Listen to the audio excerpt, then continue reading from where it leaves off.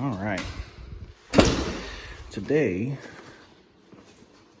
we are checking out this house for a home inspection. They have a list of stuff that they want us to check out. Now, I did not do this house in particular. Another contractor, subcontracting HVAC company did it. And I'm gonna be kinda, picking them apart a little bit because that's my favorite thing to do. Now, that being said, I'm not perfect, I know that, but like, ooh, got a little bit of water damage right there. How about the other one? That one might have had some damage at one point, but anyway, I'm gonna check it out and just see what needs to be done. First thing on our list here is that the HVAC trunk above air handler is not sealed, causing the air loss, basically. So let's see what we've got. Okay, so far we're not looking too good. Looks awful. Yep. Duct leakage right there. Oh, wow. This is a 2.5 ton Goodman system. I'm fine with the P-trap. I've been seeing, it seems like all week long, all I've been doing is redoing drain lines. People put them right in front of the filter door and all that. This unit in particular has no filter in it. So I'm gonna see if I can get you guys in there to see how dirty that coil is. I bet you it's not pretty.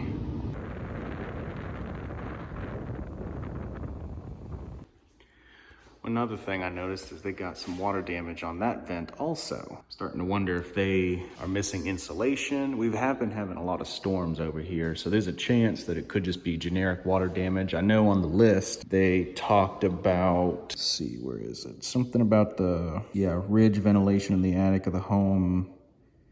Yeah, something. Yeah, so there's some stuff up in the attic with the roof also that's got messed up. So it might also be that. But let's see. They've got a return filter up here, dusty as all hell. I don't think I can get you guys to see that. I'll get a ladder and take it down. That sucker is plugged solid. I'm sure that's the same filter that's been in here since day one. Don't see any other issues with the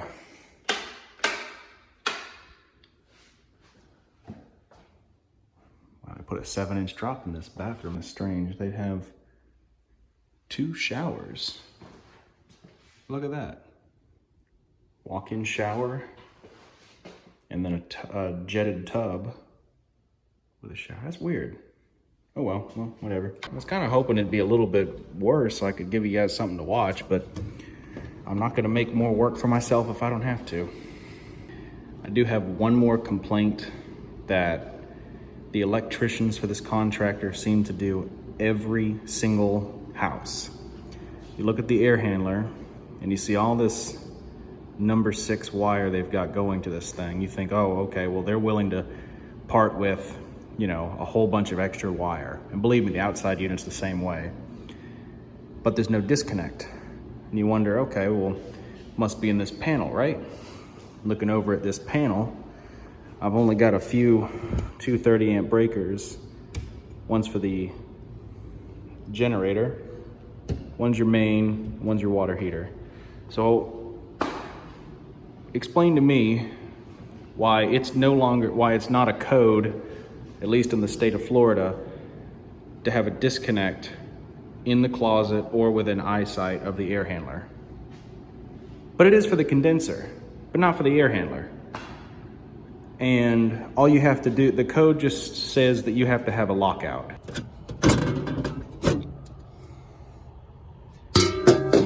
This little guy, this little brass guy right here is their means of lockout. I don't know what it cost. Maybe it cost them 50 cents, but a disconnect cost about $12. They're willing to part with an extra $30 worth of wire, but not $12 for a disconnect. Explain that one to me. All right, well, what I've done was just, I repainted the plenum.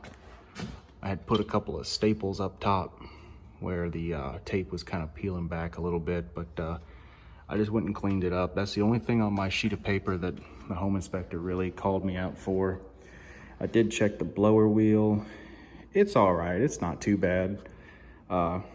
Coil, like I showed you guys, it's a little dirty, but the contractor doesn't want to put any more time and effort into it.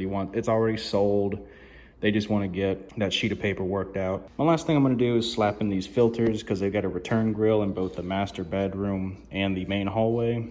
Personally, I would have put a filter in there, but I guess they just weren't using it. I really am not certain why they're doing what they were doing, so let's go change these guys out and get the heck out of here.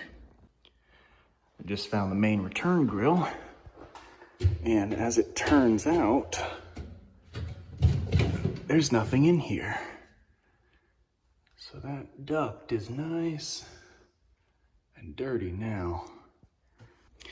All right, well, what I'm really gonna do is just start filtering at the unit instead. I brought a 20 by 25 filter for the main unit in the hallway, and it's the wrong size. That grill is actually 18 by 24, and since I can just filter at the unit itself, I'm just gonna eliminate the filter back grills.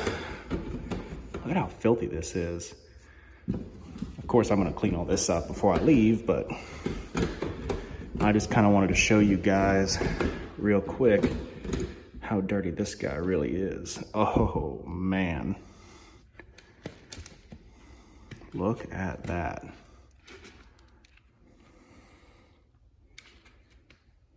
Solid. That is beautiful. And this duct is not too bad. It's not too dirty, not like the other one over there, because it actually had a filter in it. I'm gonna go get my vacuum, suck all this stuff up, and go put a filter in that unit. But wow, I mean, that's pretty bad.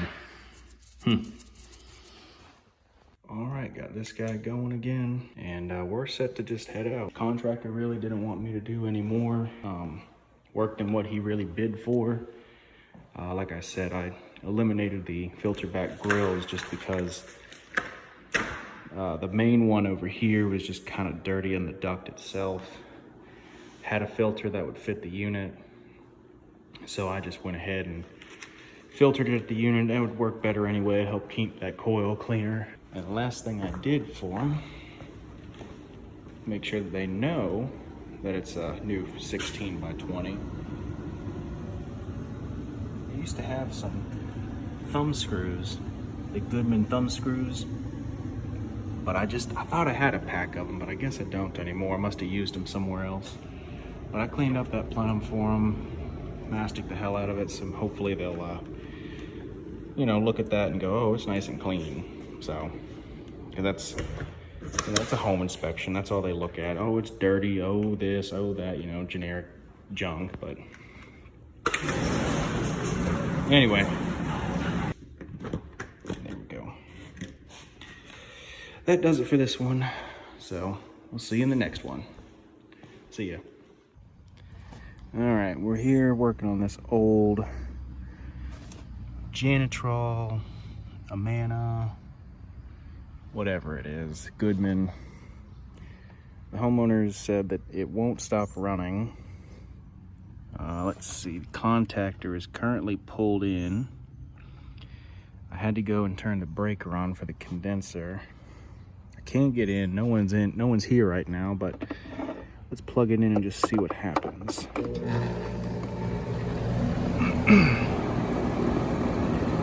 Feels cold coming out.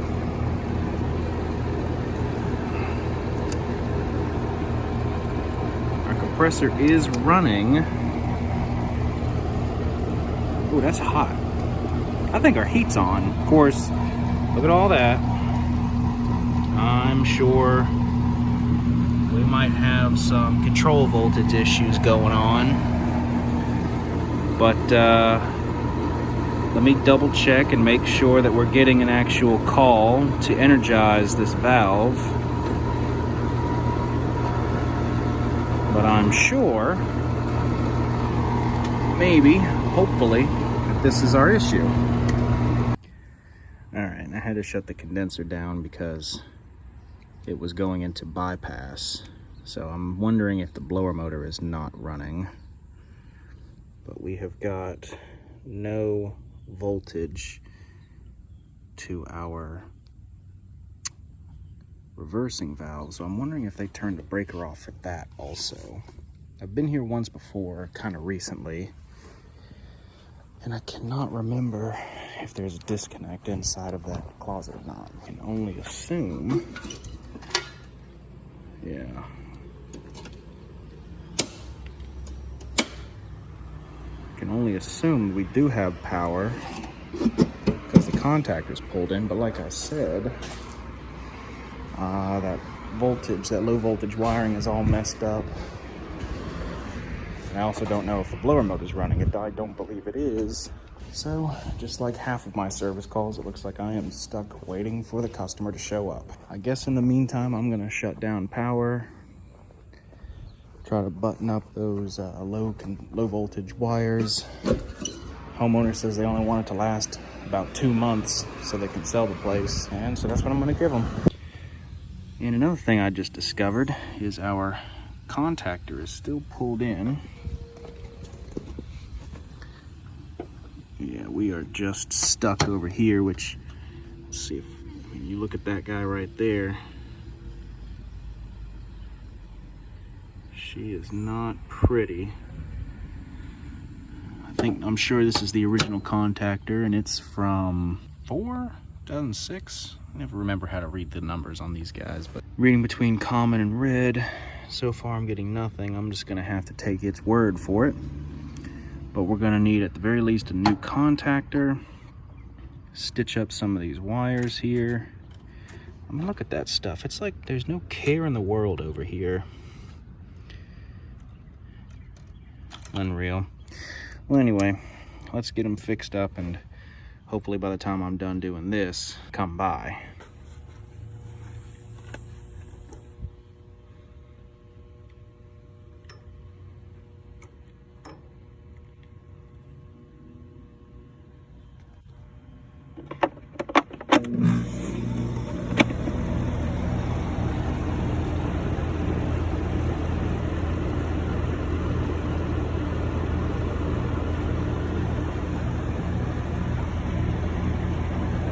And plus, this thermostat wire was all jumbled up, probably from like a weed whacker or something. So I went ahead and taped it up and tied it to this conduit also. So that should help protect it a lot. Yeah. But no, everything's looking pretty good. So yeah, it was just this contactor here was just stuck. Yeah. Sometimes it just happens with age, you know, and all that. So it happens on a lot of these older systems. But I'll go write you up a ticket real quick, okay? Alrighty guys, well, that one was pretty quick and easy. It was just a stuck contactor. Nothing too serious, really. But I went ahead and changed out that contactor with another single pole. And I cleaned up that low voltage wiring. It looked like it had a lot of damage from like a weed whacker or something. And a whole bunch of wires were exposed, especially the hot wire. The red wire was, for about 8 solid inches, was just completely exposed. Of course, it did have a whole bunch of corrosion and all that, but I don't know. Anyway, I just went ahead and changed it out, cleaned it up, got it going, and she's happy with it, just as long as it's no longer freezing up, because she just wants to get it sold and get it out of her hands pretty much. So all right, well, she's happy with it, and time to move on to the next one. So yeah, see ya.